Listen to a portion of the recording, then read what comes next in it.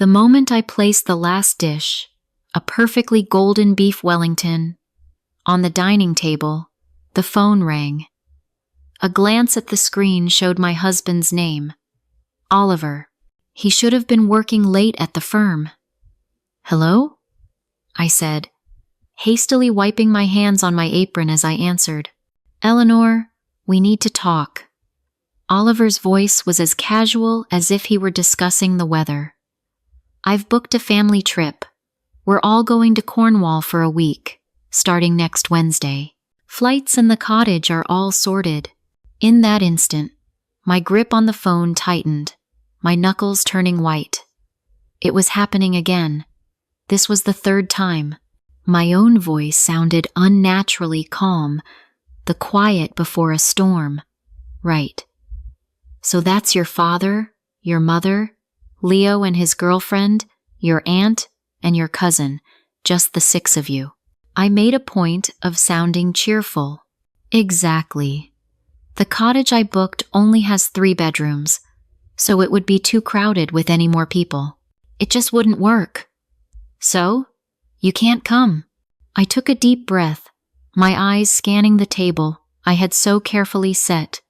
2 main courses and a side dish, all of Oliver's favorites. And now, this food, along with my expectations, was destined for the bin. "I see. Well, have a wonderful time." My voice felt like an echo from a distant place. "I knew you'd understand, Eleanor. You're always so reasonable." Oliver's sigh of relief was audible.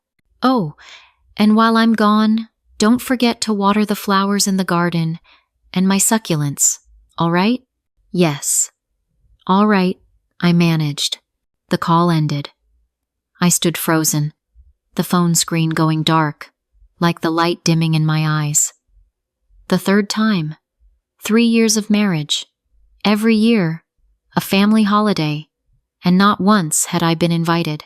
The first year, the excuse was that I was still recovering from my miscarriage and a long trip would be too much. The second year, he claimed my job was too demanding and it would be impossible for me to get the time off. This year, it seemed he couldn't even be bothered to invent a plausible excuse. Mechanically, I began to clear the table, scraping the untouched food into the rubbish bin. Suddenly, my wrist trembled, and a plate slipped from my grasp, shattering on the tiled floor. Crash!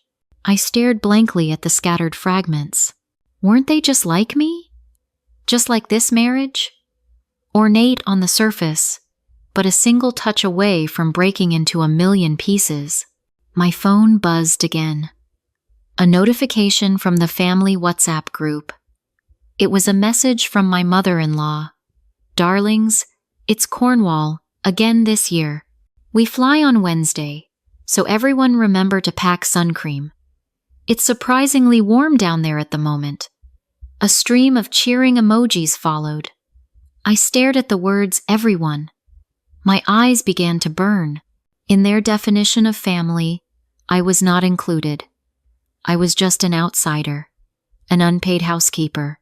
I pulled out a family photograph from last year's trip to the Lake District. In it, Oliver had his arm around his brother, Leo. His mother sat in the center, radiant in a floral dress, while his father stood to one side with a stern expression. Next to them were his cousin and Leo's girlfriend at the time. All 7 of them were smiling brightly, the vast blue of the lake and rolling hills behind them. That day, I had been at home, alone, shivering with a high fever. When I called Oliver, he'd said, "Just take some paracetamol and get some sleep. You'll be fine. We're about to go kayaking. The signal's bad. I'll call you later." Then he hung up. I sank to the floor and began picking up the ceramic shards. A sharp edge sliced my finger, drawing blood, but the sting was nothing compared to the ache in my heart. The phone rang again, a video call from my best friend Chloe. I wiped my face, forced a neutral expression, and answered, "Ellie, you will not believe the client I had to deal with at the firm today. An absolute nightmare." Chloe's voice trailed off. She narrowed her eyes, leaning closer to the screen. "What's wrong with you? Your eyes are all red." "It's nothing. I was just chopping onions earlier. It made them sting," I lied, forcing a smile. "Don't give me that," Chloe scoffed, her brow furrowing. "I've known you for over 10 years. What did that bastard Oliver do to you this time?" Under Chloe's sharp gaze, my composure crumbled. In a few broken sentences, my voice shrinking to a whisper, I explained everything. "I just feel like such a joke." "A joke? The only joke here is Oliver and his ridiculous family," Chloe retorted. "Eleanor, for God's sake, wake up. They don't see you as family." I said nothing. Deep down, I already knew it. I just hadn't wanted to admit it. 3 years ago, at our lavish wedding, Oliver had knelt and promised me a lifetime of happiness. The memory was still so vivid. How had it all gone so wrong in the blink of an eye? "Ellie?" Chloe's voice turned serious. "Do you remember that prenuptial agreement you signed?" I nodded. It was a month before the wedding. Oliver had suddenly proposed a prenup, claiming it was a family tradition. Although I felt uneasy, I signed it to prove I wasn't after his family's money. "That house you're in, the title is clear, right? It's in your name?" "It was a wedding gift from my parents. I registered it under my sole name as part of the prenup." I frowned. "Why do you ask?" Chloe hesitated for a moment. "No reason. Just look out for yourself, okay?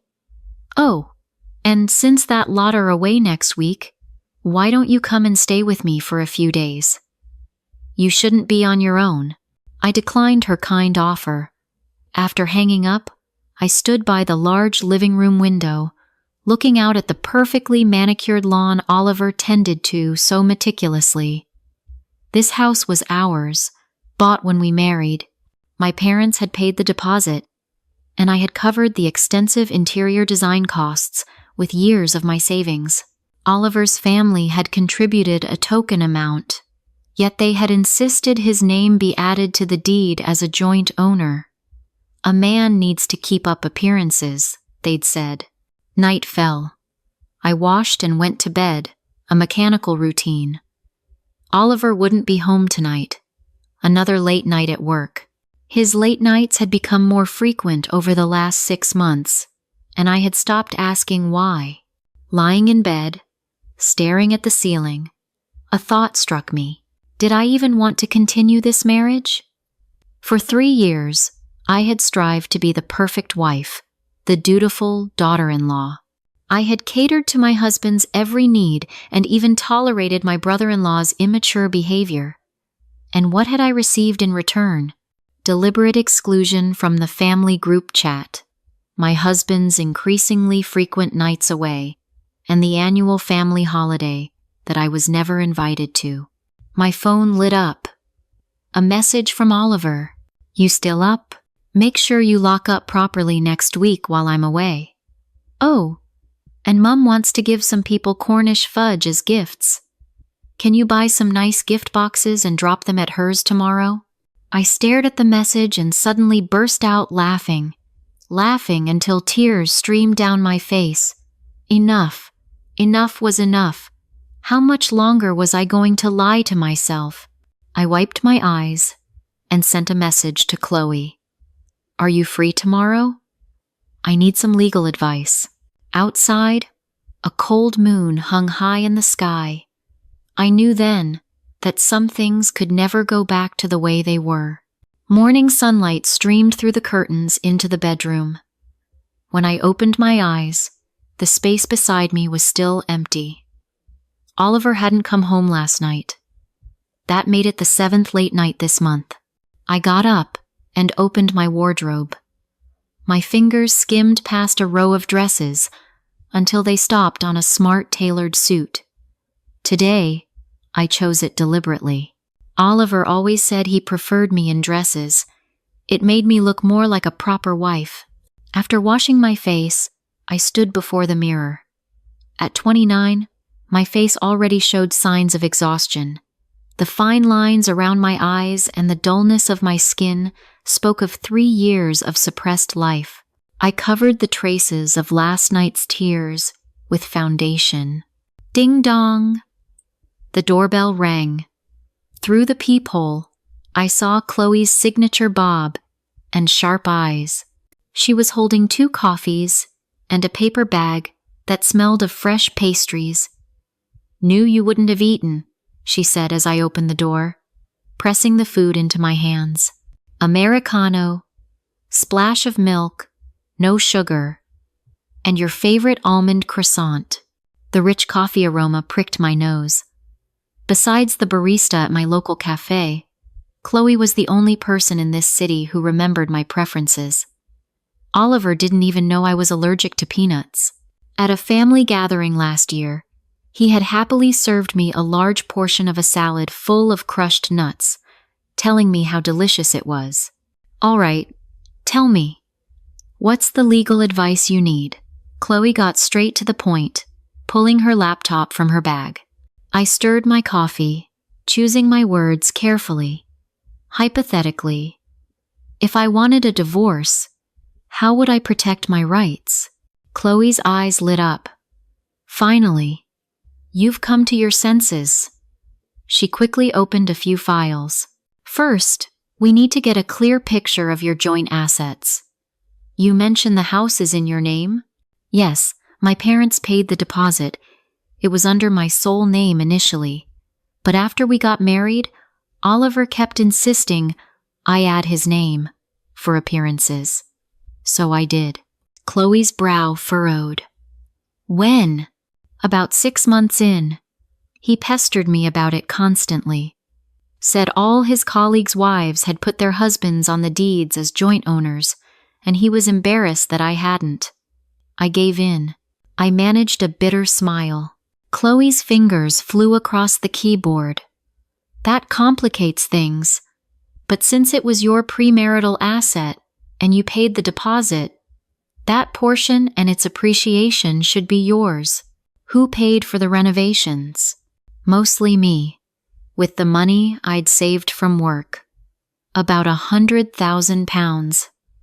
Oliver's family contributed about $20,000. "Do you have proof?" I nodded. "I kept all the contracts and receipts from the interior designer." Chloe looked satisfied. "Good. Next, we need evidence. Do you know exactly what Oliver's financial situation is? His income?" The question left me blank. Oliver's income. Since we married, we had kept our finances separate.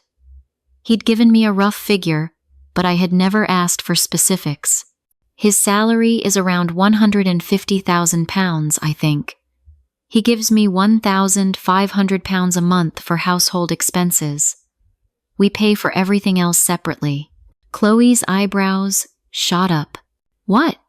You've been married 3 years and you still manage your finances separately? Who pays the mortgage on the house?" "I do." My voice grew smaller. "Oliver said he needed his money for investments, and that his parents were getting older, and he needed to save for their potential medical bills." "Eleanor!" Chloe slammed her hand on the table. "You've been scammed. This isn't a normal marriage." Tears began to well up again.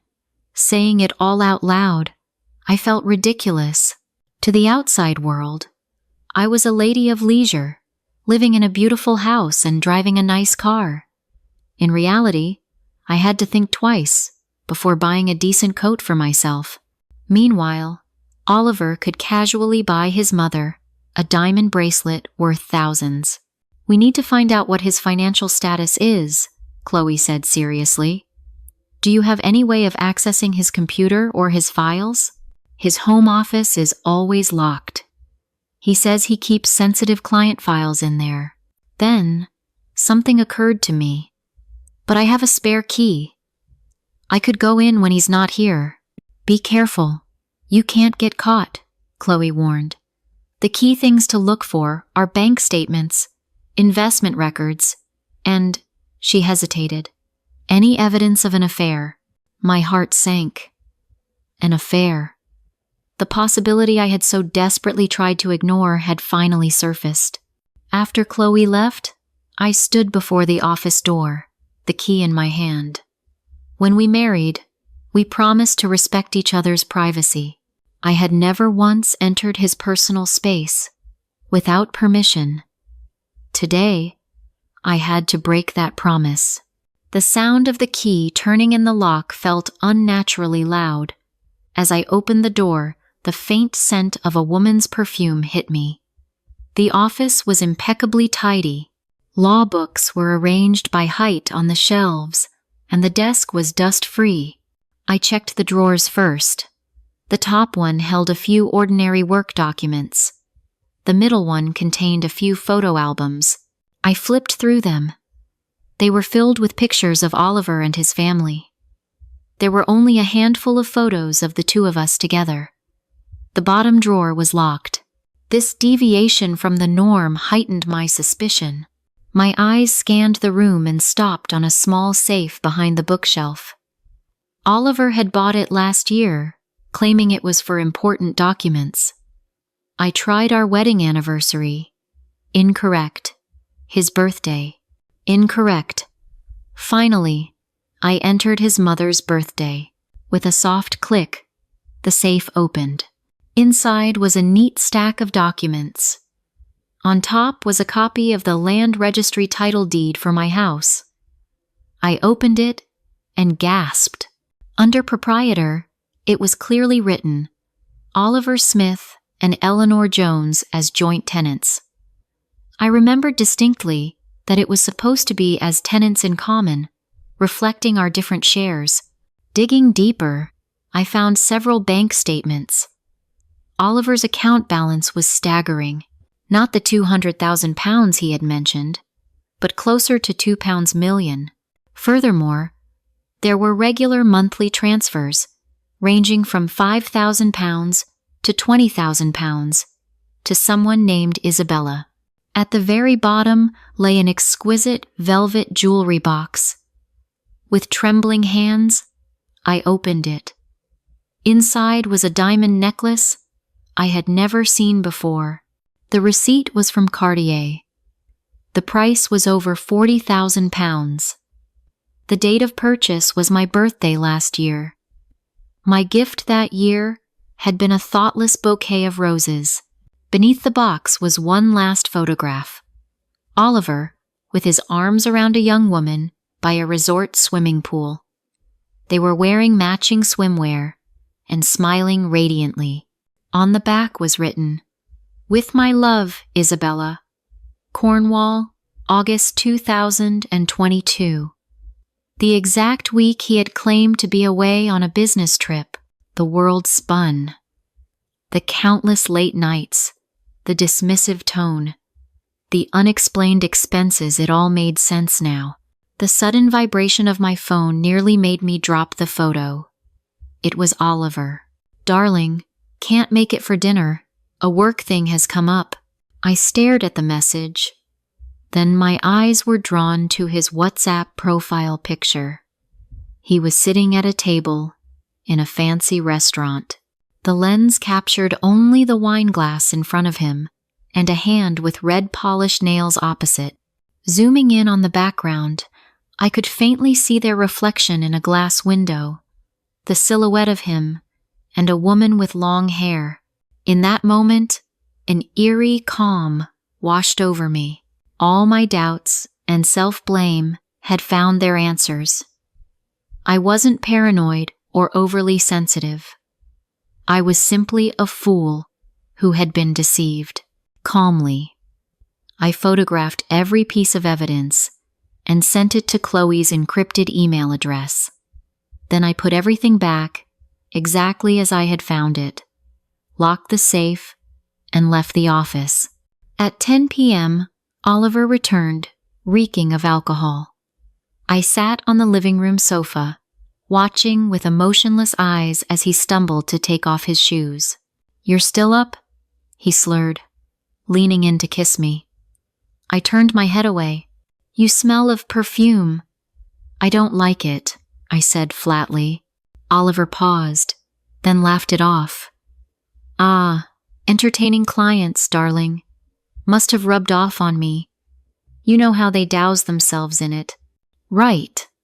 I looked him straight in the eye. Is that client named Isabella? Oliver's face froze, the drunkenness seemingly evaporating. What are you talking about? Nothing. I stood up. Just a name that popped into my head. Must be tough, entertaining that client so many times a month. His face went from red to white. Eleanor, listen to me. I can explain. No need to explain. I cut him off. I'm tired. I'm going to bed. We need to go and buy those gift boxes for your mother tomorrow, don't we? I haven't forgotten. I turned and walked into the bedroom, leaving a stunned Oliver, standing alone in the living room. As I closed the door, I leaned against it, hearing his panicked footsteps and his hushed whispers into his phone. He was undoubtedly warning Isabella. My phone lit up. A message from Chloe. Evidence received. He's got nowhere to hide with this. Come to the firm tomorrow. We'll talk strategy. And this time, you do exactly what I say. I replied with a simple okay and deleted the conversation. Lying in bed, I stared at the ceiling, my mind surprisingly peaceful. The old Eleanor would have soaked her pillow with tears. The new me could only scoff. Oliver crept into the room and lay down beside me, feigning normalcy. In the darkness, I could hear him deliberately steadying his breathing. He was pretending to be asleep. Oliver, I said suddenly into the silence, which hotel are you staying at in Cornwall? His body tensed. Oh, just a standard resort. The firm has a deal with them. Really? I let out a short, sharp laugh. Not the Carbis Bay Hotel again, I hope? I hear their beach lodges are frightfully expensive. Oliver shot up in bed. You've been spying on me? Spying? I turned to face him, the moonlight illuminating the panic and rage, contorting his features. No need for that. You forgot to block me on Facebook. November 8th, last year. A check-in at the Carbis Bay Hotel. That Cartier necklace in the photo looked lovely, by the way. Oliver's face twisted in fury. Eleanor, how dare you go through my phone? Is looking at your public Facebook profile worse than you having an affair? I sat up and switched on the bedside lamp. 3 years of marriage. Separate finances. I've been a fool, running around after you and your family, and this is how you repay me? By keeping another woman on the side? You really don't disappoint, Oliver. His face paled, and then he grabbed a pillow and hurled it against the wall. Shut up. Do you think I wanted this? I'm sick of coming home to your miserable face every day. Isabella is 100 times more affectionate than you. She knows how to make a man happy. I watched his maniacal display in silence. A strange sense of absurdity washed over me. This was the man I had married against my parents' advice. A coward who cheated and then had the audacity to blame me. Fine, I said lightly. Let's get a divorce. You can go to your precious Isabella, and I can get on with my life. A divorce? Oliver sneered, as if I'd told a hilarious joke. In your dreams. Half of this house is mine. What are you going to live on? You can't even afford the mortgage payments on your pathetic salary. So that was it. He had it all calculated. He was certain I wouldn't dare to divorce him. Seeing his triumphant expression, I couldn't help but laugh. Well, we'll just have to see about that, won't we? Oliver, clearly not expecting this reaction, was momentarily speechless. I lay back down, switched off the light, and turned my back to him. In the darkness, I could feel his confused, angry stare burning into my back. "Eleanor?" he finally hissed, his voice full of menace. "Don't even think about trying anything stupid. I've had my eye on that house for a while. My brother Leo needs a place to live when he gets married." So that was the endgame. The whole family had been plotting this for ages. To live in my house, off my money, and eventually to kick me out and give it to his brother. Oliver soon began to snore. I lay awake all night. As dawn broke, I silently rose, packed a small bag with essentials and important documents, and quietly left the house. The morning air felt unusually fresh. I took a deep breath and called Chloe. "Chloe, I've made up my mind. I'm taking back everything that belongs to me." On the other end of the line, Chloe's voice was filled with fighting spirit. "That's my girl. I'll be waiting for you at the firm. The war has begun." I hung up and hailed a taxi. Through the rearview mirror, the house I had lived in for 3 years grew smaller and smaller. This time, I would not be weak. Chloe's law firm was on the 28th floor of a glass tower in the city of London. I sat in the conference room, a stack of printed evidence spread out before me. "This is worse than I thought," Chloe said, adjusting her glasses. "According to these bank statements, Oliver has transferred a total of £468,000 to this Isabella woman over the past 2 years. This is a clear case of dissipation, of marital assets." I nodded silently, my fingers unconsciously tracing the cold numbers. £468,000. It was more than 10 times my annual salary, given away so easily to another woman. But this is the real problem. Chloe laid out another set of documents. I ran a credit check on Oliver. 3 months ago, he took out a loan for £1 million. The purpose was listed as home improvement. 1 million?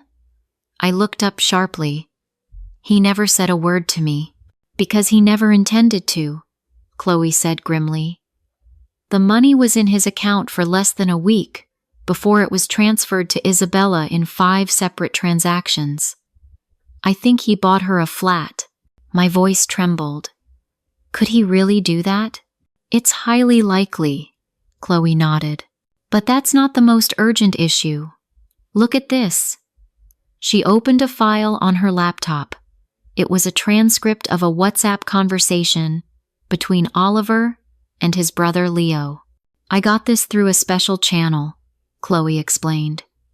"It's not directly admissible in court, but it's enough to show us their plan." "Leo, bro, have you talked to her about using the house as collateral for a loan?" "Oliver, not yet. I'll do it after this trip. She's been acting strange lately. I think she might suspect something about Isabella." "Leo, what are we going to do? Me and my girlfriend need to put a deposit down on that new flat next week." "Oliver, don't rush me. My name is on the deed too. She can't stop me. If she puts up a fight, I'll just get Mum to talk to her. She always listens to Mum." I stared at the screen, a heavy weight crushing my chest. They had been planning all along to use my house as collateral to buy a flat for his brother.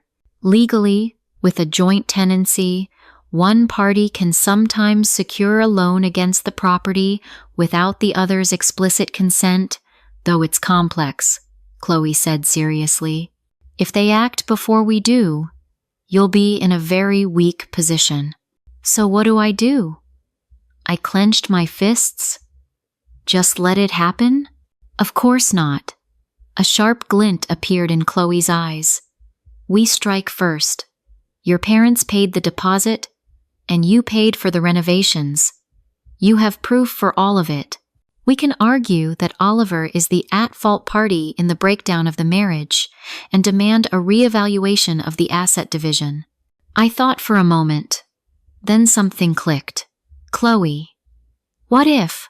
What if I can prove that the joint tenancy on the deed was forged by Oliver? Chloe's eyes widened. Do you have proof? I'm not certain, but I distinctly remember it was tenants in common, reflecting our shares. And the signature and stamp on the copy in the safe, they looked slightly off. This could be our breakthrough, Chloe said, excited. If you can prove the deed was forged, not only would any attempt to secure a loan be void, but Oliver could face criminal charges. We laid out a rough plan. First, I needed to gather more evidence secretly. Second, we had to verify the authenticity of the deed as quickly as possible.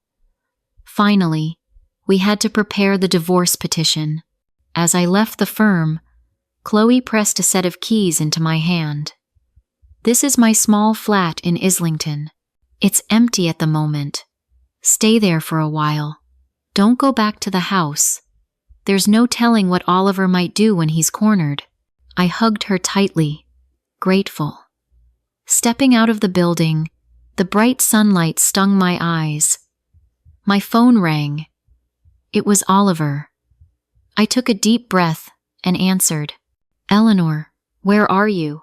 His voice was thick with anger. Mum just called. You still haven't sent over those gift boxes. She needs them tomorrow. I almost laughed. With our entire world collapsing, his first concern was that I hadn't completed an errand for his mother. I'm out dealing with something, I said calmly. The gift boxes have been ordered. They'll be delivered directly to your mother's house this afternoon. Oliver was clearly taken aback, not expecting my cooperation. Oh, right, good. About last night. Last night? I feigned ignorance. You were very drunk. Just talking nonsense. There was a few seconds of silence on his end. Right. I was completely drunk. Don't remember a thing. So, when will you be home? I might be late. A last-minute thing came up at work. Don't wait up for me. I made a vague excuse and hung up. I went straight to the local council office and then the land registry. Using a copy of the original deed and my ID, I successfully accessed the initial registration records for the property. Just as I suspected, it was clearly stated. Tenants in common. Eleanor Jones, 70%. Oliver Smith, 30%. The current deed listed us as joint tenants. This meant Oliver had, by some means, forged the document. Suppressing my excitement, I took photos and immediately sent them to Chloe. Bingo. He forged the joint tenancy. He's finished. This is it, Chloe replied instantly. Next, I needed to get my hands on the original forged deed. That would be difficult. Oliver would surely have it hidden more securely now. I decided to take a risk and return to the house one more time. At 4 p.m., knowing Oliver would be in a board meeting, I returned to the house. The moment I opened the door, I sensed something was wrong. The living room was in disarray, and the drawers of my dressing table were all open. Someone had been searching for something. I crept upstairs. A rustling sound came from the office. Peeking through the crack in the door, I saw Oliver, sweating profusely, rummaging through papers, and muttering curses under his breath. He had come home early to find the deed. I quietly went back downstairs and deliberately slammed the front door shut. Honey, I'm home. A startled noise came from upstairs, followed by Oliver's strained attempt at a casual voice. Oh, you're back. I was just looking for a document in the office. I walked upstairs and pushed open the office door. Oliver stood by the desk, forcing a smile, but the beads of sweat on his forehead and his disheveled hair betrayed his panic. Why are you home so early? I asked, feigning concern. Oh, nothing much happening at work, so I left early. His eyes darted around. Hey, Have you seen the title deed for the house? I need it for a loan application at work, just as I thought. I sneered inwardly, but put on a confused expression. Isn't it in the safe? I checked. It's not there, Oliver said, growing agitated. Did you put it somewhere else? Think hard. I pretended to rack my brain. Oh, didn't the council ask for proof of residence last month for the tax update? I think I took it to make a copy and… Oh, that's right. It's at my mum's house. She wanted to see it, so I left it with her. The color drained from Oliver's face. What? Why would you leave something so important with someone else? Is my own mother someone else's? I countered. And my name is on the deed too. What's the problem with leaving it at my parents' house? Oliver was speechless, a vein throbbing on his forehead. Go and get it. Now. I need it urgently for work. My parents are on holiday. They won't be back until next month, I said, blinking innocently. Is it that urgent? Why don't you use your small flat as collateral? The one you owned before we were married. Oliver owned a small flat in his name from before our marriage, which he was currently renting out. He, of course, had no intention of touching his own assets. Never mind. I'll find another way, he snapped. Then, as if remembering something, he asked, Are you sure you don't remember what I said last night? You said a lot, I replied, watching his face tense up. You talked about Isabella, about Cornwall, about a necklace. Then I laughed. I'm joking. You didn't say a word, you just passed out. The look of relief on his face was comical. He moved towards me, trying to hug me. Darling, I know I've been neglecting you lately because of work. After this trip, let's have some time just for the two of us. I deftly sidestepped his embrace. You should get packing. You've got an early flight tomorrow. Oliver awkwardly withdrew his hands and went upstairs. Watching his back, I knew I had to keep up this charade. The most important thing now was to keep him off guard and buy myself more time.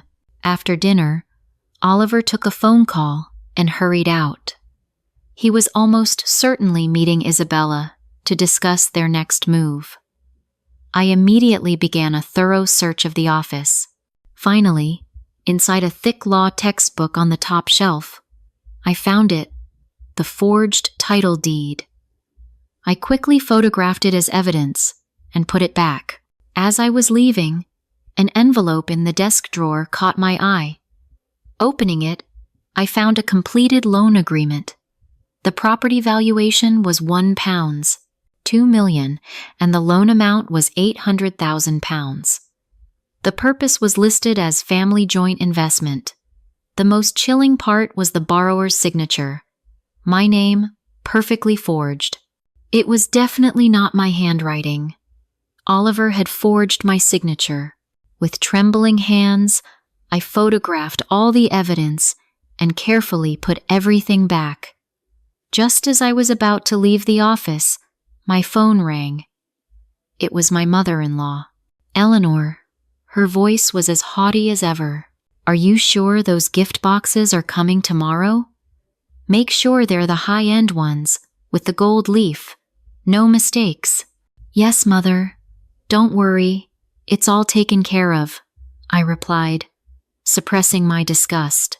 She continued her stream of commands. And while we're away, don't forget to water the plants once a week. Oliver's succulents are very expensive.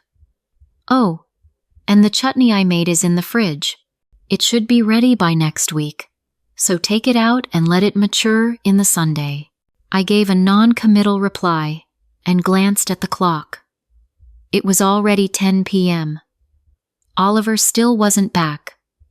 After hanging up, I decided not to wait any longer.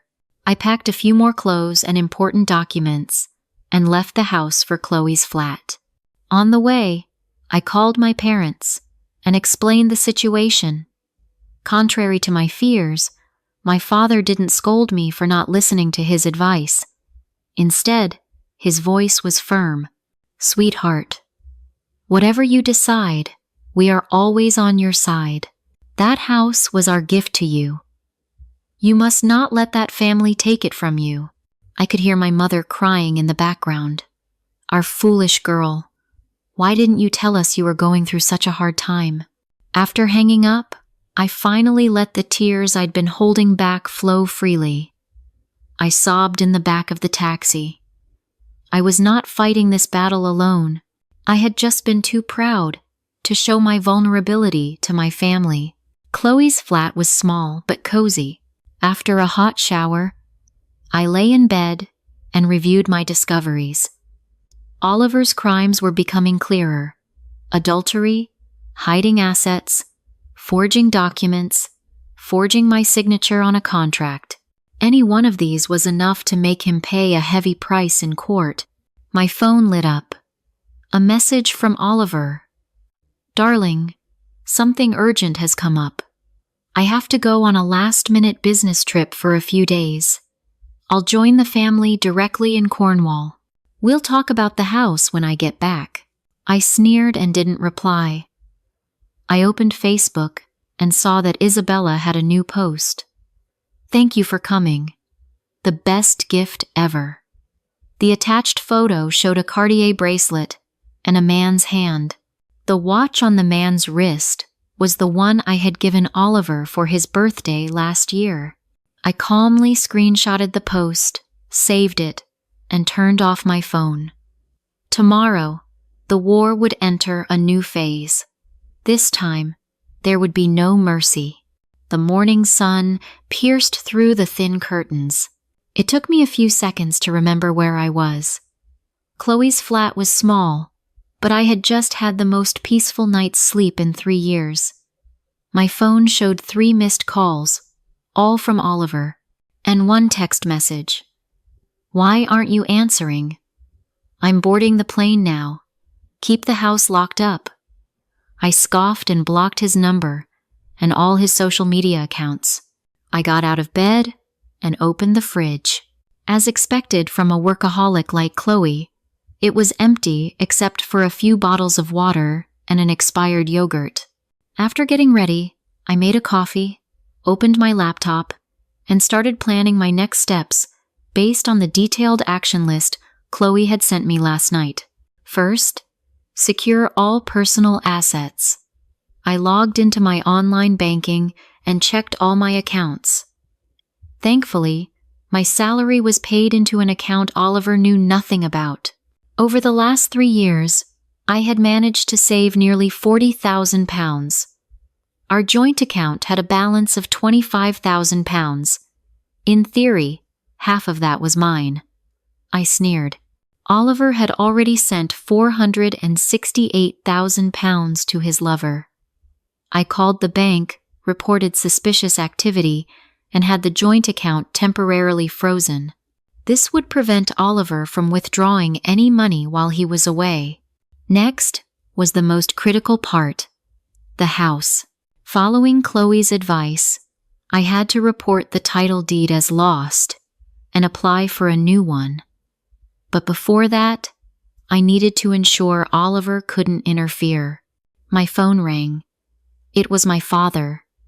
"Sweetheart, I've spoken to my old friend, David Davies. He's a top property dispute lawyer. He says we need to sue Oliver for document forgery immediately and apply for an emergency injunction." "Dad." A lump formed in my throat. "I'm so sorry for not listening to you." "Don't be silly." My father's voice was firm. "What's important now is to get back what is yours. Your mother and I are driving up to London this afternoon. We'll get a hotel. We'll face this together." Tears pricked my eyes as I hung up. My parents would always be my rock, and I had distanced myself from them for 3 years, all for a worthless man. After getting ready, I went straight to the land registry office. With a copy of the authentic title deed and my ID, I successfully completed the lost document procedure. The clerk informed me that a new deed would be issued in 7 working days. If someone tries to secure a loan using the deed that has been reported lost, will it be invalid? I asked cautiously. The clerk shook her head. Once a loss notice is issued, the old deed is immediately void. However, if you're concerned about the security of your property, you can apply for a restriction to be placed on the title. This will prevent any transactions from being registered against the property for a short period. This was exactly what I needed. I immediately filled out the application for a restriction, clearly stating in the reasons section, suspected forgery of documents by joint owner. Leaving the office, I breathed a sigh of relief. The house was safe, for now. No matter how many banks Oliver visited with that forged deed, he wouldn't be able to get a single penny. My phone rang, an unknown number. When I answered, the caller introduced himself as an agent from a local estate agency. Is this Miss Eleanor Jones? A buyer has made an offer of £1.15 million on the property you listed with us. When would be a good time to meet and discuss? I was stunned. What? I haven't listed my house for sale. The agent on the other end was also confused. Oh, but a Mr. Oliver Smith came in yesterday with the title deed and a copy of your ID, saying you had both agreed to sell the property. My blood ran cold. Oliver had acted even before I could report the deed lost. Listen to me very carefully, I said, suppressing my rage. That instruction was fraudulent. The title deed has been reported lost, and a new one is being issued. If your company proceeds with this transaction in any way, you can expect to hear from my lawyer. I hung up and immediately called Chloe. She was furious. That bastard is playing for keeps. Eleanor, we have to move faster. What do we do now? I asked. He might have contacted other agencies. First, we need to notify all major estate agents and banks in the area that the property is under dispute. Second, we must immediately file a criminal complaint against Oliver for forgery and fraud. And finally, Chloe paused. What about just selling the house? Sell the house? The thought startled me. So much of my effort was in that house. From the architectural plans to the choice of materials and the interior design, every corner had my touch. But then I thought, what was the point of living there, surrounded by painful memories every day? Sell it, I said firmly. But only after I've secured full ownership. Smart move, Chloe agreed. Have your parents arrived? Mr. Davies wants to meet us this afternoon. At 3 p.m., in a hotel meeting room, I met my parents and Mr. Davies. The moment my mother saw me, her eyes welled up, and she pulled me into a tight hug. You're so thin. Mr. Davies was a sharp-looking, middle-aged man. He meticulously reviewed all the evidence I had collected, nodding repeatedly.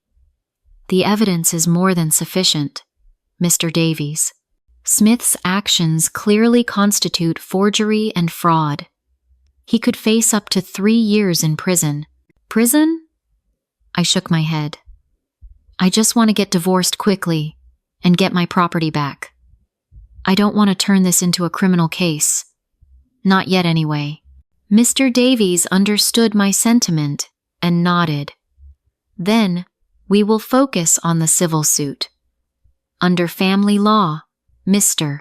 Smith, cohabiting with another person as if they were husband and wife, and gifting a significant amount of assets during the marriage, are serious grounds for fault. In the division of assets, he may receive a smaller share, or even nothing at all. We agreed on a litigation strategy. First, apply for an emergency injunction to freeze all of Oliver's assets. Then, file for divorce, demanding a redistribution of the property ownership and compensation for the dissipated joint assets. "There is one more thing," Mr. Davies said, adjusting his glasses. "Do you know Mr. Smith's current whereabouts? The court needs to serve him the papers." I opened WhatsApp and went to the family group chat. I had muted it, but I could still see the photos they posted. The most recent one was a family picture on a beach in Cornwall. Oliver had his arm around Isabella's waist, beaming.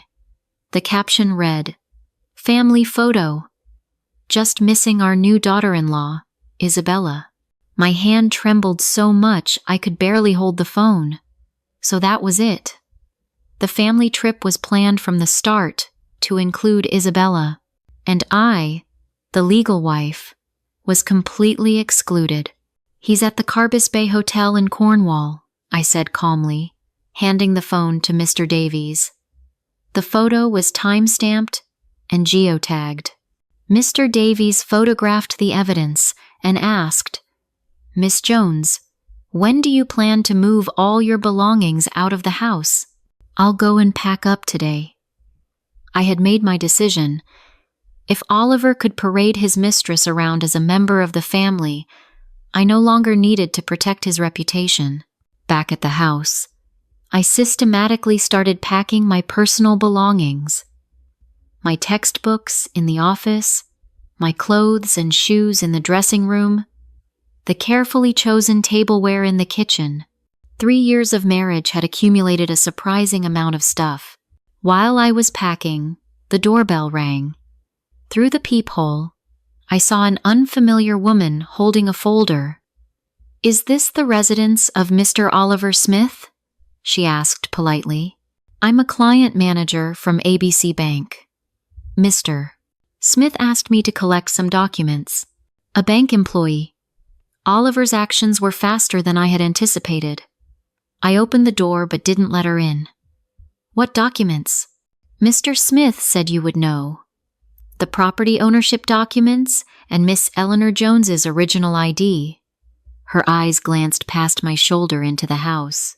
I almost laughed out of anger. Oliver was trying to remotely control a bank employee to come to my house and take my documents. "I'm sorry. I have no idea what you're talking about," I said coldly. "And the title deed is not here." The woman looked flustered. But Mr. Smith said, "It doesn't matter what he said." I cut her off. "I suggest you check the latest notice from the land registry. This property is currently under a legal dispute, and any bank that attempts to place a charge on it will be held legally responsible." Her face changed, and she quickly left. I closed the door and immediately sent emails to the credit departments of all major banks, formally declaring that the property was in dispute, and any loan application against it was void. By evening, I had finally packed all my personal belongings. A removals van was parked outside, and the movers were loading boxes one by one. I took one last look at the place I had once called home. There was not a shred of attachment left in my heart. Wait, a thought struck me. I went back to the bedroom and took out a small box from the bedside table. Inside was a pair of pearl earrings, the only heirloom from my maternal grandmother. I hadn't dared to wear them for 3 years for fear of losing them. Now they could finally be returned to their rightful owner. I locked the front door and handed the keys to the building manager, informing him that I was moving out. I asked him to direct all matters related to the property to my lawyer. The manager had known me since the day I moved in. He hesitated and asked, "Mrs. Smith, is everything all right? Please, just call me Eleanor." I corrected him with a smile. "Thank you for everything, Mr. Henderson." I drove to the hotel where my parents were staying, my heart lighter than it had been in years. On the way, I got a text from Chloe. "Asset freeze order approved.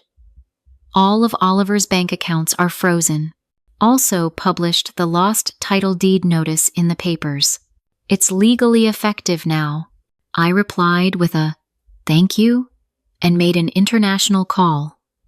On the other end was Emma, my old flatmate from my university days in London. She was now a senior executive at a multinational corporation.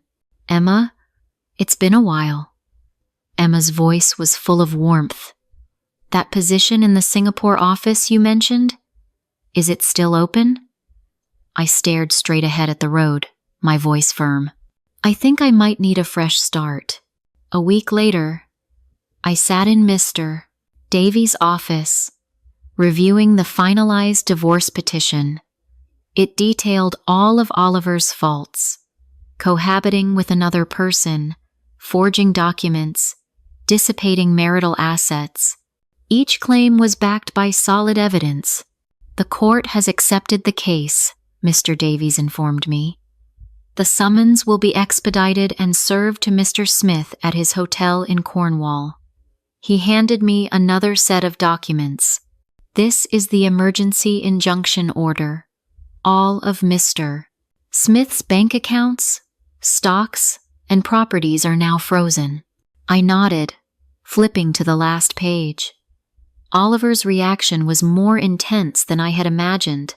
The day he received the court summons, he tried to fly back from Cornwall, but his credit cards were frozen, and he couldn't even buy a plane ticket. He had to borrow money from his brother. He should be back in London by now, Mr. Davies cautioned. Do you need to go into hiding for a while? No. I shook my head.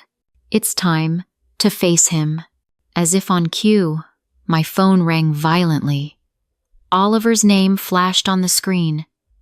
It was the umpteenth number he had used since I blocked him. I answered and put it on speaker. Eleanor, are you insane? Oliver's roar filled the office. How dare you sue me? You froze my accounts. Mr. Smith, I said calmly, I suggest you watch your language. My lawyer is recording this call. There was a palpable pause on the other end. His voice dropped. Eleanor, do we really have to do this?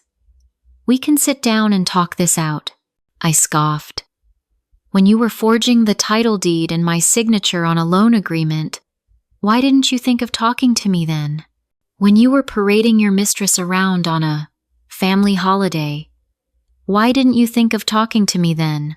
That was all a misunderstanding, Oliver said hastily. Isabella is just a distant cousin. The family photo was a joke. The deed. There must have been a mistake at the land registry. We can go and get it fixed. Oliver, I cut through his clumsy lies. I'll see you in court. I hung up. Mr. Davies nodded in approval. Well handled. He will likely resort to desperate measures now. We must be prepared. Sure enough, less than half an hour later, I got an urgent message from Chloe. Oliver's at the house with his parents. They're at the management office, demanding they change the locks. Mr. Davies and I drove there immediately. From a distance, we could hear my mother-in-law's shrill voice. My son is the owner of that house. Why won't you let him in? What are you, the building manager? Did that woman bribe you? The manager looked extremely troubled. Ma'am, Miss Jones has officially filed a lost document report and a new title deed is being issued. Legally, she is the only one with rights to the property at this moment. Nonsense. My father-in-law slammed his hand on the desk. Half of that house belongs to my son. Who does Eleanor think she is, locking my son out of his own home? I took a deep breath, pushed open the door, and walked in. Father, Mother, it's been a while. Did you enjoy your trip to Cornwall? The family photo turned out beautifully. All three of them spun around. The expressions on their faces were priceless. Oliver's face was a mottled purple, and his mother looked as if she wanted to tear me apart. Eleanor, she shrieked, lunging at me. You've got some nerve. treating my son like this?" Mr. Davies stepped in front of me, blocking her path. "Madam, I must advise you to control your actions. Assault is a criminal offense, and we are recording this entire exchange." My mother-in-law's hand froze in midair. She paled and retracted it. Well, aren't you something? Bringing a lawyer to threaten your own family." "Eleanor," Oliver pushed his mother aside, his voice a low growl. "What the hell do you want?" "It's simple." I looked him straight in the eye. "A divorce and the return of all my assets." "Dream on!" Oliver yelled. "My name is on that deed. You're not getting it all." "Oh, really?" I pulled a folder from my bag. This is the original record from the land registry. It clearly states we are tenants in common, with my share being 70% and yours 30%. The document you forged is already evidence of a crime. Oliver's face turned ashen. "That's a lie. And that's not all," I pressed on.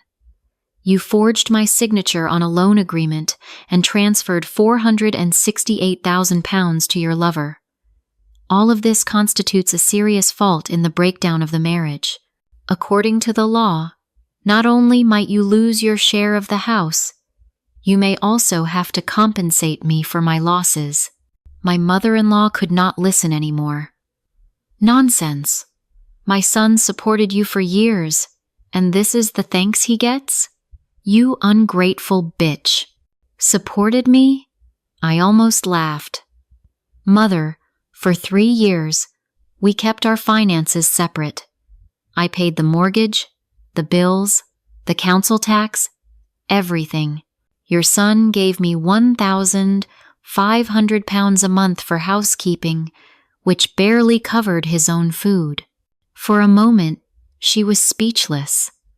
My father-in-law narrowed his eyes at me. "Eleanor, we're all family. There's no need to take it this far. Oliver made a mistake. But you're not blameless either. Men make small mistakes sometimes." "Small mistakes?" I cut him off. "Is forgery a small mistake? Is dissipating assets a small mistake? Is taking your mistress on holiday and passing her off as your wife a small mistake?" Oliver suddenly lunged, trying to snatch the documents from my hand. But Mr. Davies blocked him. He looked like a cornered animal. "Eleanor, don't push me. I have connections. I can make your life in this city a living hell." Threatening the plaintiff, Mr. Davies said calmly, pressing the record button on his phone, "Mr. Smith, this recording will be very damaging evidence against you." Oliver finally seemed to grasp the severity of the situation. His attitude did a complete 180. "Eleanor, darling, I was wrong. I was so wrong. Please, just give me one more chance. I'll break up with Isabella. I'll do whatever you say from now on." Seeing his tearful performance only filled me with disgust. Once, I had been weakened by this same pitiful act, forgiving his betrayals and lies time and time again. "It's too late, Oliver," I said calmly. "I gave you too many chances. Now, all I want is to end this marriage as quickly as possible." "Never!" he suddenly screamed. "I'll drag this out. Divorce proceedings can take 3-5 years. Let's see who gives up first." "That may not be your decision to make," Mr. Davies interjected, holding up another folder. "This is the evidence Miss Jones has collected of you and Miss Isabella cohabiting as husband and wife. Transfer records, intimate photographs, text messages. If these are presented in court, not only will the divorce be expedited, but you will also be liable for damages." Oliver sank into a chair like a deflated balloon. My mother-in-law tried to say something, but was stopped by her husband. They finally realized that this time Their precious son had hit a wall he couldn't break. "I'll give you 3 days," I said, standing up. "Agree to an amicable divorce. The house is mine, and the rest of the assets will be divided according to the law. If you insist on fighting, I'll see you in court. But be prepared to face all the legal consequences." As I walked out of the management office, I let out a long breath. The sun felt warm on my face. My phone pinged. It was an email from Emma. Attached was a formal job offer for the position of marketing director for the Asia-Pacific region at their Singapore office. The salary was 3 times my current one. "Have you made a decision?" Mr. Davies asked. I nodded. "Once things are settled here, I'm moving to Singapore to start a new life." "A wise choice," he smiled. "But I don't think Oliver will give up that easily. He may resort to even lower tactics next." "I'll be waiting," I said, looking at the house in the distance. It was once my home, but now it was just a cold building. This time, I would not back down. 3 days later, Oliver had not signed the papers. Instead, he launched a public opinion war. First, relatives from his side of the family called me, one by one, trying to persuade me. Then, he posted a long, emotional essay on Facebook, hinting that I had left him for a richer, more powerful man. Finally, he went to my company and filed a complaint with HR, claiming I was morally corrupt. Fortunately, I was prepared. When HR called me in, I handed them my resignation letter and the job offer from the Singaporean company. At the same time, Chloe helped me post a clarification on several major news websites, attaching a portion of the evidence of Oliver's affair and document forgery. Public opinion immediately flipped. Oliver's social media was flooded with attacks from angry netizens. Isabella's workplace was exposed. They became like rats in the street, scorned by everyone. To my surprise, one netizen even dug up the fact that Isabella was seeing 3 different men at the same time. Oliver became a laughingstock. "He's truly finished this time," Chloe said, gloating. But we had underestimated Oliver's shamelessness. One rainy night, he and his brother Leo broke into the house while I was packing my last few things. They threatened to die with me. "Eleanor," Oliver reeked of alcohol, his eyes bloodshot. "You ruined my life, so I'm going to ruin yours." Leo held up his phone, recording. "Sister-in-law, you should just drop the lawsuit. Otherwise, this video of you and my brother reconciling will be all over the internet tomorrow." I immediately saw their plot. They were trying to stage a fake reconciliation, or perhaps even a sexual assault. My heart pounded, but I remained calm on the surface. "Oliver, do you know this is a crime?" "Crime?" Oliver sneered. "What crime can happen between a husband and wife? Let me tell you, after tonight, whether you drop the lawsuit or not, you'll be ruined." The moment he lunged at me, I pressed the panic button in my pocket.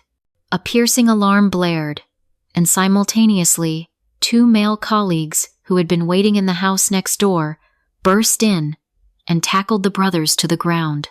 "The police will be here any second," I said, looking down coldly at Oliver pinned to the floor. "This time, it's breaking and entering and attempted sexual assault. That should be enough to keep you in prison for a while." Oliver's face turned gray. Leo started crying and begging.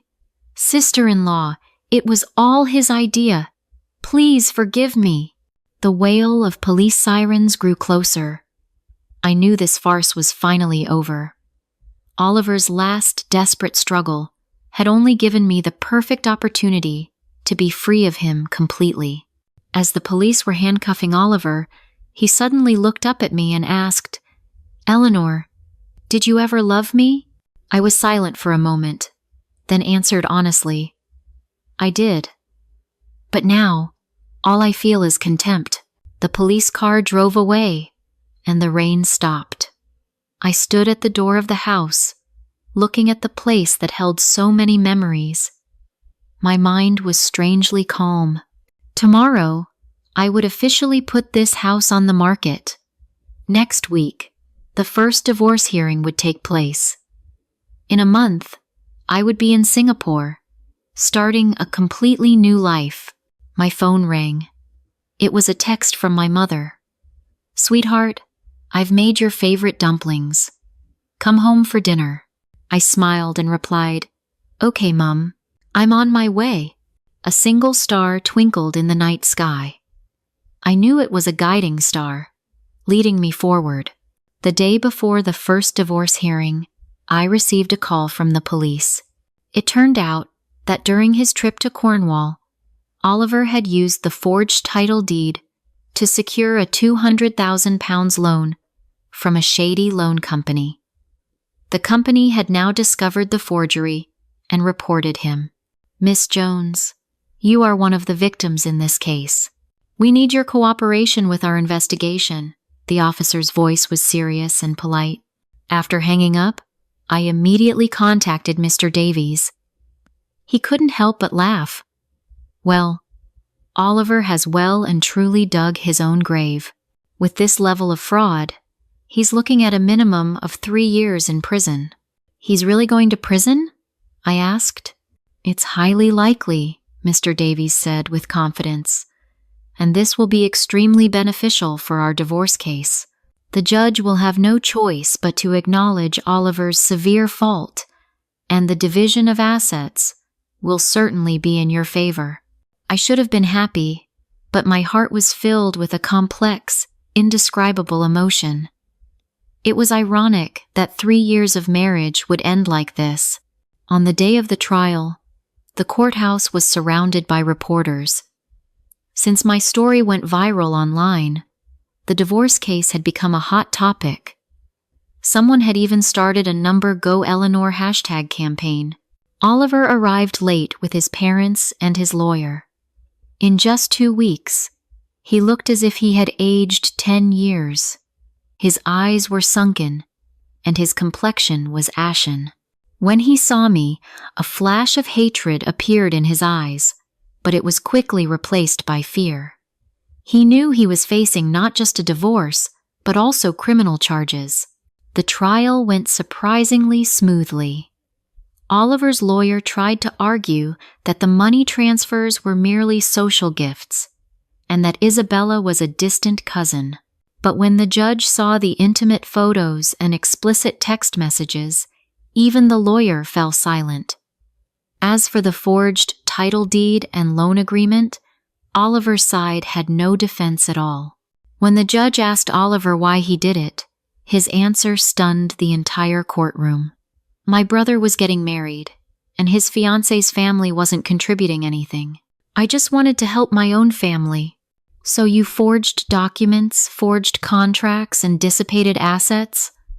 The judge asked sternly. Were you aware of the legal consequences of these actions? Oliver hung his head in silence.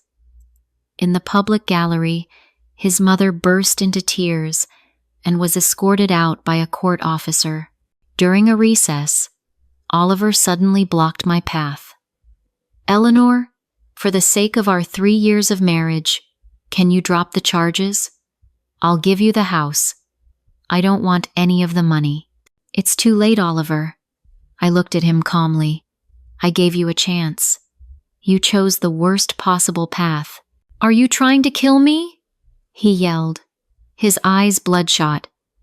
If I go to prison, my life is over. You brought this upon yourself. I turned away and refused to look at him again. The final verdict far exceeded my expectations. The divorce was granted. The house was awarded to me as my sole property. Oliver was ordered to repay the full £468,000 he had transferred to Isabella. 70% of the funds in his personal accounts were awarded to me as damages. On top of that, Oliver had to cover all my legal fees. As the judge read out the verdict, Oliver's face turned gray, and his mother fainted in the gallery. The reporters' cameras flashed wildly, forever capturing the miserable state of the Smith family. Stepping out of the courthouse, the sunlight was dazzling. Mr. Davies patted my shoulder. "Congratulations, Miss Jones. Justice has been served." "Thank you, Mr. Davies," I said, sincerely. "I couldn't have won so decisively without your help. What are your plans now? What will you do with the house?" "I'm selling it," I said, without hesitation. "I've already listed it with an estate agent. I'm flying to Singapore next week to start my new job." Mr. Davies nodded. "A wise choice. Oh, will you be proceeding with the criminal charges against Mr. Smith?" I thought for a moment. I don't want any more connection to him. If he pleads guilty and repays the assets, I can write a letter asking for leniency. But whatever the law decides is up to the law. "Understood. I will handle the follow-up procedures." Mr. Davies bid me farewell. "I wish you all the best for your new start in Singapore." Back at the temporary flat, I started packing. 3 years of marriage, and all I was taking with me were the contents of 2 suitcases. My phone kept buzzing with congratulatory messages from friends. I replied to each one with thanks, and then switched it off, enjoying the rare moment of peace. That evening, Chloe came over with a bottle of champagne to celebrate. That bastard Oliver is completely broke now. Serves him right. We clinked glasses. The bubbles fizzed on my tongue, tasting sweet. Chloe suddenly became serious. "You know, Ellie, for the past 3 years, you were my biggest worry. Watching you lose yourself, becoming someone I didn't recognize." "I know." I gripped my wine glass. "Sometimes I ask myself why I was so foolish. There were so many signs. Why did I choose to ignore them?" "Because you were in love, you idiot," Chloe sighed. "Love makes people blind. But thank God you finally woke up." The next morning, I got a call from the estate agent. The house had been sold for £1.25 million, £100,000 over the asking price. The buyer was a single mother who liked that it was close to a good school and loved the interior design. The buyer would like to complete the transaction as soon as possible. "Is that all right with you?" the agent asked cautiously. "No problem at all," I agreed readily. "I can come in tomorrow to sign the papers." After hanging up, I felt a sudden sense of release. The house, filled with so many unpleasant memories, was finally about to become part of my past. The transaction went smoothly. After signing the final papers, the buyer, an elegant middle-aged woman, took my hand. "Miss Jones, I saw your story in the news. You are incredibly brave. I promise this house will be filled with love and laughter under my care." My eyes stung a little. "Thank you. That's what this house needs." Leaving the office, I decided to visit the house one last time. The new owner wouldn't be moving in until the next day, so it would be empty. Pushing open the familiar door, the empty rooms echoed with my footsteps. Sunlight streamed through the floor-to-ceiling windows, casting golden stripes on the floor. I slowly walked through each room. Memories washed over me like a tide. The living room, where Oliver had once overturned the table because he didn't like my cooking. The office, where he claimed to be working late but was actually video calling Isabella. The bedroom, where he sometimes drunk, forced himself on me. But there were good moments too. The kitchen, where I once hosted a grand party for my parents. The balcony, where I had shared wine and late-night talks with my friends. The garden, where the roses I planted bloomed vibrantly every year. "Goodbye," I whispered, and quietly closed the door behind me. This time, I didn't look back. As I was leaving the estate, I ran into Oliver's brother Leo. He looked haggard. He was startled to see me, then quickly ran over. "Sister-in-law, I mean, Eleanor," he stammered. Could you lend me some money? My brother's in jail. My girlfriend's family broke off our engagement, and my mum's in the hospital with high blood pressure." I couldn't believe my ears. Did the Smith family still have the audacity to ask me for money? "Leo," I said calmly, "did you know that your brother tried to forge my signature to use the house as collateral, all to buy you a new flat?" His face changed. I didn't know where the money was coming from. "You and your family are shameless," I sneered. "Your brother being in prison, your mother in the hospital, and your engagement being called off, that's all karma? I suggest you learn to stand on your own 2 feet. With that, I turned and walked away. Leo yelled after me, "Eleanor, you cold, heartless bitch. My brother must have been blind to marry someone like you." I didn't turn back, just raised a hand in a final, dismissive wave. Back at the flat, I finished my final packing. The HR department of the Singapore company sent me an onboarding guide and tips for finding accommodation. Emma had thoughtfully compiled a list of essentials for living there. A new life was calling to me, bright and full of hope. That night, my mother video called me.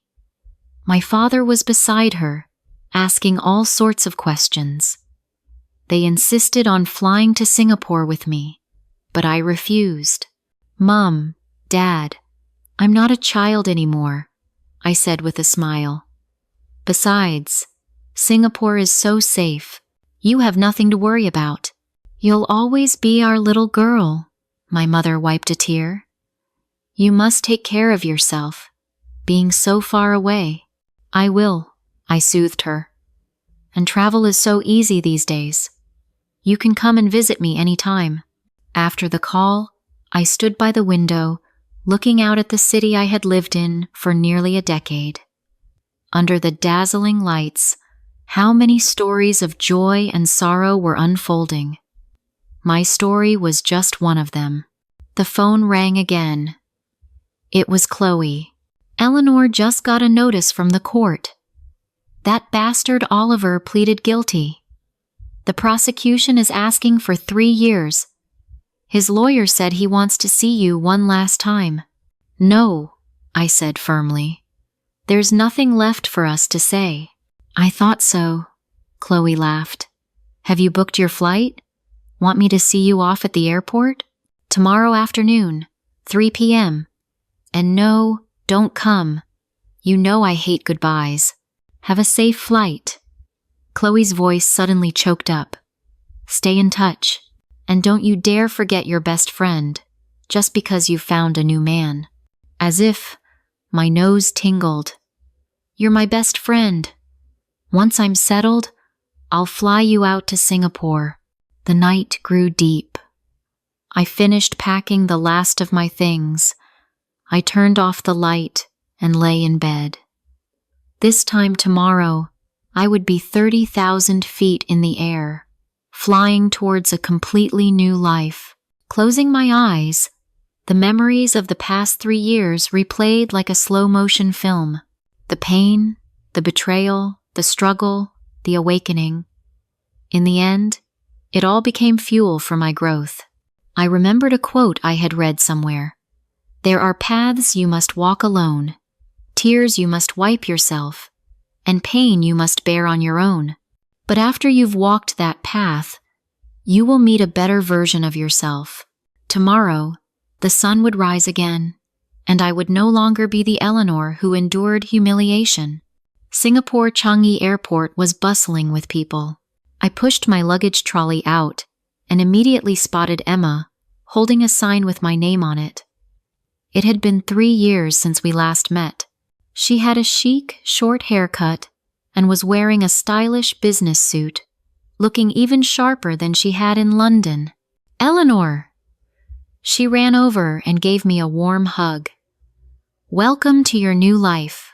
Emma helped me settle into a service apartment near the office and treated me to authentic Bankrupt tea.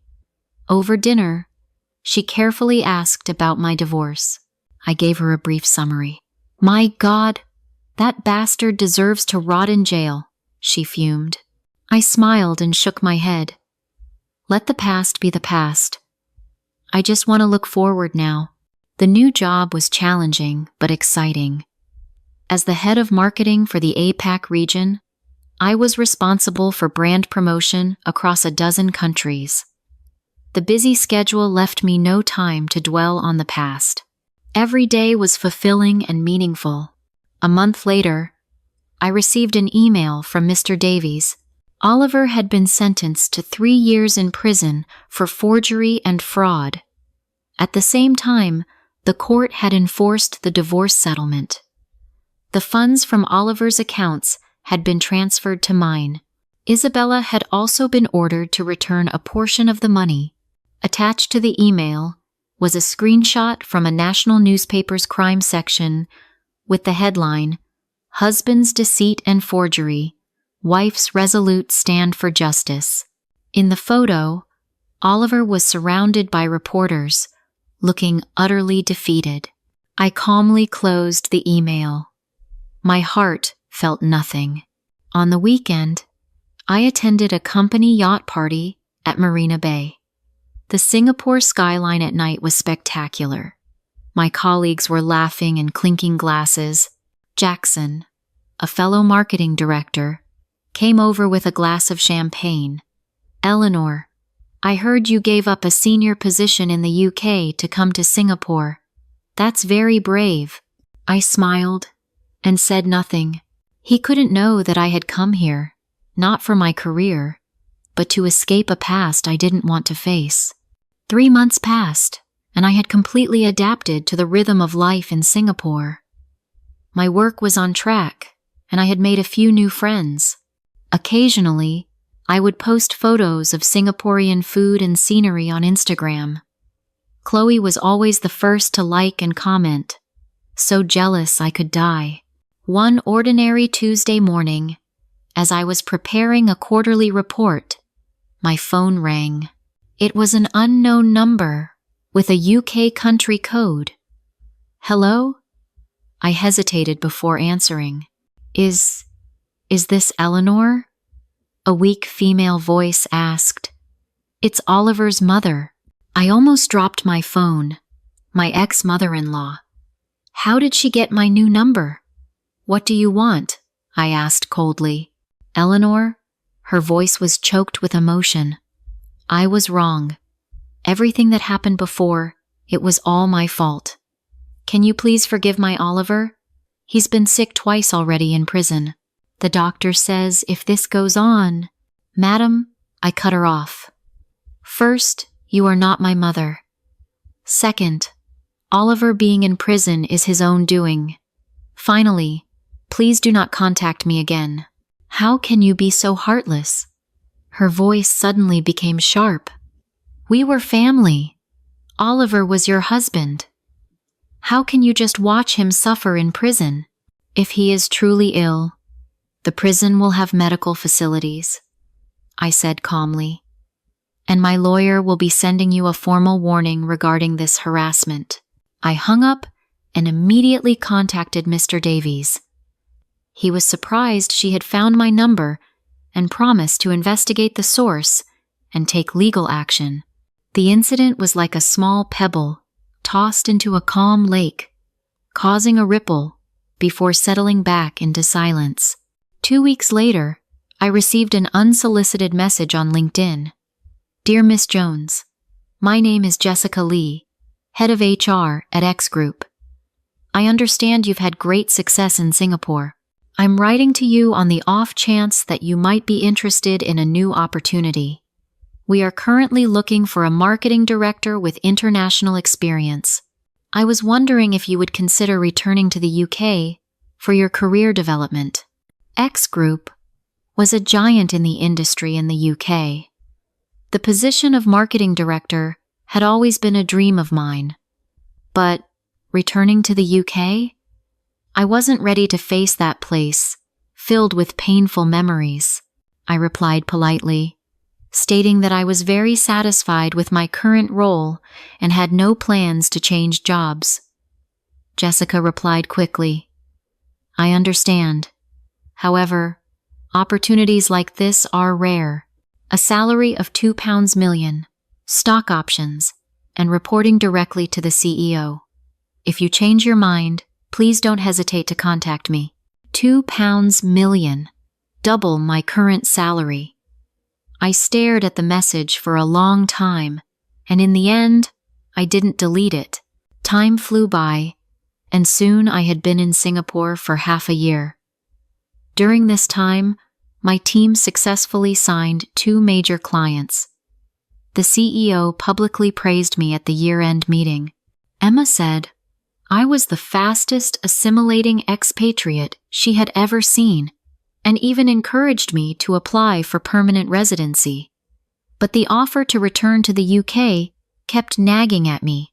It wasn't about the job, but the sudden realization that I was running away from the place where Oliver was, where the painful memories were, running away from the weak person I used to be. One weekend, I went to Sentosa Island alone. Sitting on the white sandy beach, looking at the blue sea, I had an epiphany. Truly, letting go wasn't about running away, but about choosing not to look back, even when you have the strength to face it. That night, I emailed Jessica, expressing my interest in further discussion. At the same time, I contacted Mr. Davies to ask if Oliver and his family could still harass me if I returned. Mr. Smith is still in prison. He has at least 2 more years to serve, Mr. Davies replied. His parents will not dare to bother you again, after the lawyer's warning. Besides, your reputation in the UK is very positive. Many women see you as an icon for standing up against domestic abuse. An icon. I gave a wry smile. I was just an ordinary woman who had been pushed to a corner and fought back. The interview process with X Group went very smoothly. After a video interview, they even offered to arrange a face-to-face meeting in Singapore. The president of the APAC region personally had dinner with me and detailed the company's development plans. Miss Jones, your experience has deeply impressed us, the president said sincerely. Not just your professional abilities, but the strength and courage you have shown. These are the core values of our corporate culture. And so, after 8 months in Singapore, I decided to return to the UK. Emma was sad to see me go, but understood my choice. Follow your heart, Ellie. Singapore will always be here for you. The resignation process was quick. The CEO personally offered me a 30% salary increase to stay, but I declined. It wasn't about the money. I needed to complete a ritual of self-redemption. I had to return to the place that had hurt me, hold my head high, and start a new life. A week before my return, I received a text from Chloe with some juicy gossip. Isabella double-crossed your ex. She met another inmate's family during a prison visit. They conspired to drain the last of Oliver's money and disappeared together. I should have felt triumphant, but instead, I felt a strange sense of melancholy. Oliver had schemed and calculated, only to be betrayed by everyone in the end. Was this karma? The plane landed at Heathrow Airport. It was October, the heart of autumn. Through the window, I saw the blue sky and the golden leaves of the ginkgo trees. It was breathtakingly beautiful. As I was collecting my luggage, my phone pinged. A welcome message from Jessica. At the end of the message, there was an additional sentence. By the way, there is a company welcome party tomorrow evening. The CEO would like to take this opportunity to introduce you to the team. I hope that's all right, I replied with a confirmation and took a deep breath. Pushing my luggage trolley, I walked towards the exit. The sunlight streaming through the glass dome of the terminal was warm on my face. Welcome home, Eleanor, I said to myself. The X-Group welcome party was held in a restaurant on the 80th floor of a skyscraper in London. I chose a sharp, tailored suit in a deep crimson. It was professional, yet festive enough for a party. Miss Jones, I've heard so much about you. The CEO, a Mr. Parker, was a distinguished-looking man in his 50s. He shook my hand with just the right amount of firmness. Your case was even discussed as a topic in my MBA class. I smiled and thanked him, slightly surprised. My divorce had become a business school case study? As the party began, I quickly understood why. Mr. Parker's wife, an elegant and intellectual woman, approached me. Eleanor, I'm Professor Julia Davies from the law faculty at UCL. I also head the Center for Women's Rights Research. Your case is a classic example of how an educated woman can use the law as a weapon to protect herself. You're too kind. I felt a little embarrassed. I was just pushed into a corner and acted on instinct. It is precisely that instinct that is worth studying. Professor Davies's eyes shone with wisdom. So many women in similar situations choose to endure. You, however, used your actions to prove that the law is an effective tool for protecting one's rights. Midway through the party, a middle-aged man in a suit came over and introduced himself. Miss Jones, a pleasure. I'm the group's general counsel. As we were talking, a young woman shyly interrupted. Excuse me, are you Miss Eleanor Jones? She introduced herself as an intern in the marketing team and said my story had given her the courage to leave a toxic relationship. Seeing you now, I believe I can start over too, she said, her eyes welling with tears. At that moment, I suddenly realized that my story might truly have some meaning. It was not just my personal story, but one that resonated with countless women struggling in unhappy marriages. After the party, Mr. Parker arranged for a car to take me back to my hotel. In the car, he handed me a folder. Eleanor, this is an invitation to the APAC Business Forum next month. The group has decided that you will represent us and deliver a keynote speech. I opened it and saw that it was the industry's top forum. In previous years, only executives at the vice president level and above were qualified to attend. I'm afraid I'm too inexperienced for this. Don't be modest, Mr. Parker laughed. Your achievements in Singapore are well recognized. Besides, he added meaningfully, your personal experience is very much in line with this year's theme, reinventing leadership in an era of change. Back at the hotel, I tossed and turned, unable to sleep. Outside the window was the magnificent London skyline, a different kind of splendor from Singapore. In just 1 year, my life had been turned upside down. From a disrespected wife to a senior executive of a multinational corporation. From a person who endured humiliation to an icon who could inspire others. My phone pinged. A message from Chloe. How was it? Surviving your first day back? Let's meet tomorrow if you're free. I replied with a smiling emoji. Of course. I have so much to tell you. The next day at lunch, Chloe and I met at a quiet cafe. The moment she saw me, she gave me a tight hug. Wow, Director Jones. I can feel your aura from a mile away. I laughed and gently pushed her away. Enough about me. How's your partnership bid at the firm going? Don't even ask. Chloe waved her hand. The old partners still think I'm too young. But, she lowered her voice conspiratorially, I just landed a huge case. Oliver's mother is suing Isabella for the return of assets. What? I almost spat out my coffee. What new drama is this? It turned out that my ex-mother-in-law was claiming that Isabella had defrauded Oliver of his money and was demanding the return of gifted assets totaling £800,000, including the initial £468,000. Isabella claimed it was compensation for her youth. The two women had apparently caused a huge scene in court. The mother-in-law called Isabella a scheming vixen, and Isabella shot back that she had failed to raise her son properly. The judge was speechless, Chloe recounted gleefully. I shook my head. I had no interest in hearing any more of this tragicomedy. Oliver and his messy life were no longer my concern. Oh, Chloe suddenly became serious. There's something I have to tell you. Oliver might get an early release for good behavior, maybe in 6 months. My heart sank a little. When? Probably next month. Chloe looked at me with concern.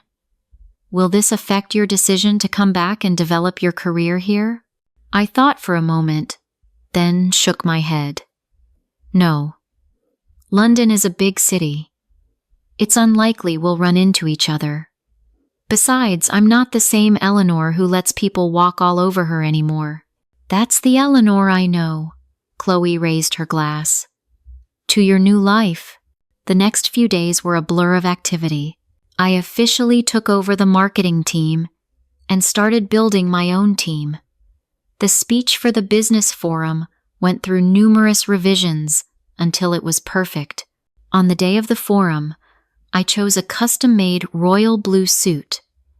It was professional, yet retained a touch of femininity. Standing in front of the mirror, I could hardly recognize the woman looking back at me, confident, poised, with a look of conviction in her eyes. Next, we are pleased to welcome Miss Eleanor Jones, Marketing Director of X Group, to speak on the topic of reinventing leadership in crisis. To a round of applause, I walked onto the stage. Under the stage lights, I couldn't see the faces of the audience clearly, which strangely made me feel more at ease. A year ago, I was in the biggest crisis of my life. My voice was clear and firm, my marriage had broken down, my trust was shattered, and my self-worth was completely negated.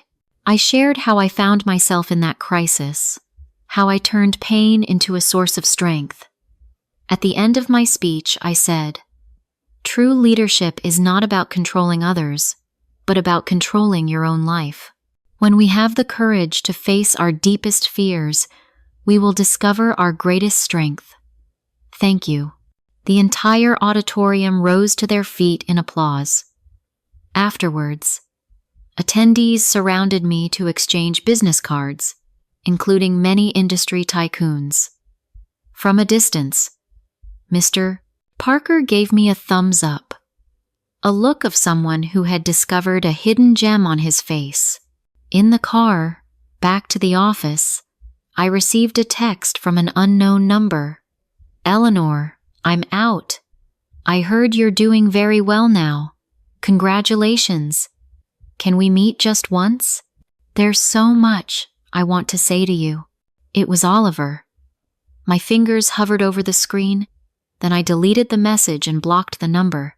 There was no need to revisit the past, and no need to meet people who were no longer part of my life. The video of my speech at the forum went viral online, bringing me some unexpected opportunities. First, interview requests from several business magazines, then guest appearance invitations from TV business programs. Finally, a publisher contacted me about writing a book on female leadership. "Director, you're a company celebrity now," my young assistant said with a smile. "The reception desk says fans have been sending flowers." I shook my head and instructed the reception to decline all unsolicited gifts in the future. Fame was a double-edged sword, and I knew it. One Friday afternoon, as I was reviewing a quarterly report, Jessica Lee knocked and entered. Eleanor, next month is International Women's Day. The National Women's Federation has invited you as a representative of successful women to speak at a high-level forum. The CEO has approved it. Take a look. I took the gilded invitation. The words "the growth and empowerment of women in the new era" were printed in elegant script. The list of guest speakers included renowned entrepreneurs, academics, and artists. My name was among them. Isn't this a bit too much? I felt a little apprehensive. Don't be modest. Jessica patted my shoulder. Do you know what people are calling you online these days? The Queen of Comebacks. Your story has inspired so many women. That night, I video called my parents to share the good news. My mother was moved to tears, and my father proudly announced he would tell all our relatives to watch the live broadcast. Eleanor, my mother suddenly lowered her voice. That boy, Oliver, came to our house a few days ago. My smile froze. Why was he there? He said he came to apologize, my father continued. He looked much thinner, and his attitude was much more respectful. He said he knows he was wrong and doesn't expect your forgiveness, but he hopes for a chance to make amends. Mom, Dad, you didn't give him my number, did you? Of course not, my mother said hastily. Your father almost chased him out with a broom. I breathed a sigh of relief and urged my parents not to see him again. After the call, I stood by the window, looking at the London lights. Oliver's appearance was like a small stone thrown into the calm lake of my heart, causing a ripple that quickly subsided. The International Women's Day Forum was held at a grand national convention center. I prepared a speech titled "The Path of Self-Reinvention from Home to the Workplace," sharing how I walked out of a toxic relationship and rediscovered my self-worth. When we hand over the right to define ourselves to others, we lose our most precious freedom. And true empowerment begins with taking back that right. My voice resonated through the hall. Divorce is not scary. What's scary is not having the ability to get divorced. Being single is not scary. What's scary is not having the ability to live alone. Thunderous applause erupted from the audience. I saw many women in the audience with tears in their eyes, including my mother. She and my father had specially come to London to attend the forum. Afterwards, a white-haired woman, supported by her staff, came towards me. I recognized her as a famous female entrepreneur. My dear Eleanor, that was a wonderful speech. She held my hand kindly. A sincere story always has the most power. I hope you will continue to be a voice for women. I was too moved to speak and could only nod. The media's cameras flashed continuously, capturing the moment. That evening, this photo was on the front page of major business news websites. At the post-forum reception, I received countless business cards and collaboration offers. I was feeling a little tired from socializing when a familiar figure appeared at the door of the ballroom. It was Oliver. He was wearing an ill-fitting suit and holding a bouquet of flowers, trying to blend into the crowd. When security stopped him, a scuffle ensued. I hesitated for a moment, then walked over. Eleanor, Oliver's eyes lit up when he saw me. I just wanted to congratulate you in person. You've become so amazing. He was indeed much thinner, with deep dark circles under his eyes. The sophisticated air he once had was gone. The bouquet in his hand looked cheap and pathetic. Oliver, I said calmly, please leave. I know I have no right to see you. His voice was choked with emotion. I was wrong, so wrong. Isabella took all my money and ran off. My mother collapsed from the shock and is still in hospital, and I've lost my job. This is all my karma. Seeing his tearful appearance, my heart felt nothing. The past wounds were too deep, and I no longer even had the energy to hate him. Let the past be the past, I said. I hope you can live well in the future, but please don't come looking for me again. Eleanor, he suddenly knelt down. Please, give me one more chance. Security, I turned and called out. Please escort this gentleman out. 2 security guards immediately grabbed Oliver's arms and dragged him out. He struggled, looking back and shouting, Eleanor, you heartless woman! We were married after all. Everyone in the ballroom turned to look, whispering among themselves. I straightened my posture, held my head high, and walked back into the venue. My mother greeted me with a worried look. I gave her a light hug. I'm fine, Mum. After that night, Oliver never appeared in my life again. Some said he went to work as a laborer in the north. Others said he went back to his hometown to take care of his ailing mother. Whatever happened, it no longer had anything to do with me. The buzz from the forum continued for some time. My LinkedIn followers skyrocketed, and I received hundreds of messages and collaboration requests every day. The company took this opportunity to appoint me as the head of a newly established Women's Leadership Development Center and gave me additional stock options.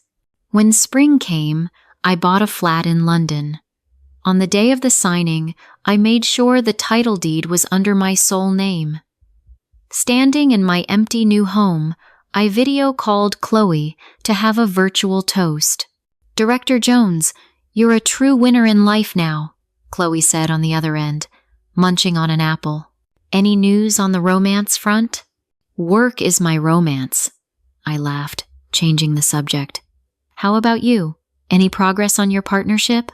Thanks to you, I made it, Chloe said triumphantly, swirling a glass of wine. Now even the old partners have to respectfully call me Miss Davies. We clinked our glasses through the screen, celebrating each other's success. After the call, I went out onto the balcony. The April air in London was filled with the scent of lilacs and the flutter of willow catkins. In the distance, the skyscrapers of the city center stood tall, their lights twinkling like the Milky Way. A year ago, I was still Eleanor, trapped in an unhappy marriage. Today, I had transformed, living a life I had never dared to dream of. My phone pinged. An email from the publisher's editor with the revised manuscript. My memoir, Reborn, was in its final stages. It was scheduled to be published at the end of the year. The editor suggested I add a chapter on how to build a healthy romantic relationship. Because, the editor wrote, many readers will wonder if, after such an experience, you still believe in love. I went to my desk, opened my laptop, and on a blank page, I wrote a single line.